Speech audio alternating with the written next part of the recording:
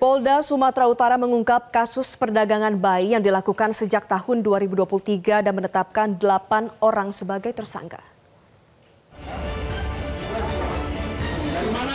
Di Treskrimum Polda Sumatera Utara menggerebek sebuah rumah kontrakan di Jalan Jamin Ginting, Kelurahan Padang Bulan, Medan Baru, Kota Medan karena diduga menjadi tempat praktik perdagangan bayi sejak tahun 2023 lalu. Dari lokasi, polisi menangkap 8 tersangka yang mengaku sudah menjual 8 bayi. Dari pemeriksaan sementara, para tersangka mengaku hasil penjualan bayi akan digunakan oleh ibu bayi untuk berangkat ke luar negeri. Kini penyidik Polda Sumut terus melakukan penyidikan dan kemungkinan akan ada penambahan tersangka. Sindikat jual beli bayi di Medan terus didalami setelah penyidik menetapkan 8 tersangka. Dalam pemeriksaan yang dilakukan, Kepala Subdit Renakta di Treskrimum Polda Sumut diketahui uang penjualan akan digunakan ibu bayi untuk berangkat ke luar negeri, yaitu Malaysia. Informasi lebih lanjut kita sudah terhubung bersama dengan Kasubdit 4 Renakta Polda Sumut, Kompol M. Ikang Putra. Pak Ikang, selamat siang. Selamat siang, Mbak Felira. Ya, Pak Ikang, bagaimana perkembangan penyidikan dari kasus ini? Sudah berapa saksi yang diperiksa dan apakah akan ada penambahan tersangka baru? Sementara hasil pemeriksaan kami sampai dengan hari ini kita sudah menetapkan tersangka sebanyak 8 orang. Untuk tersangka baru belum ada, namun kami masih tetap melakukan pengembangan dan pemeriksaan lebih lanjut. Ya, Pak, bagaimana para pelaku ini mencari korban, khususnya ibu hamil yang tanda petik diprospek untuk menjual bayinya?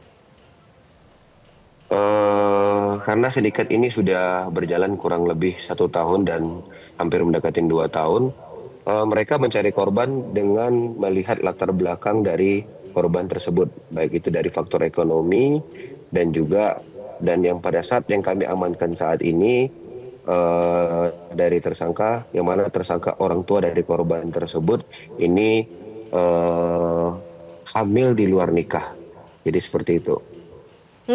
Ini berarti kan modus dari perdagangan bayi kan jual putus. Nah, apakah ada modus lain, misalnya selain dari mulut ke mulut, ada modus penjualan melalui media sosial? Sementara hasil pemeriksaan kami belum ada sampai ke sana, Mbak. Memang di sini hampir hanya sebatas menjual dan putus sampai di agen terakhir, sehingga pembeli selanjutnya tidak mengetahui orang tuanya dan tidak mengetahui siapa pembelinya, seperti itu. Artinya sejauh ini dari hasil pemeriksaan jual putus semuanya memang dari pelaku yang kemudian mengenal korban dan kemudian diarahkan ke pelaku lainnya sebelum akhirnya penjualan bayi ini dilakukan. Pak Ikang, kemudian terkait dengan bayi-bayi sejauh ini kan 1 bayi yang sudah berhasil diamankan. Bagaimana dengan 7 bayi lainnya?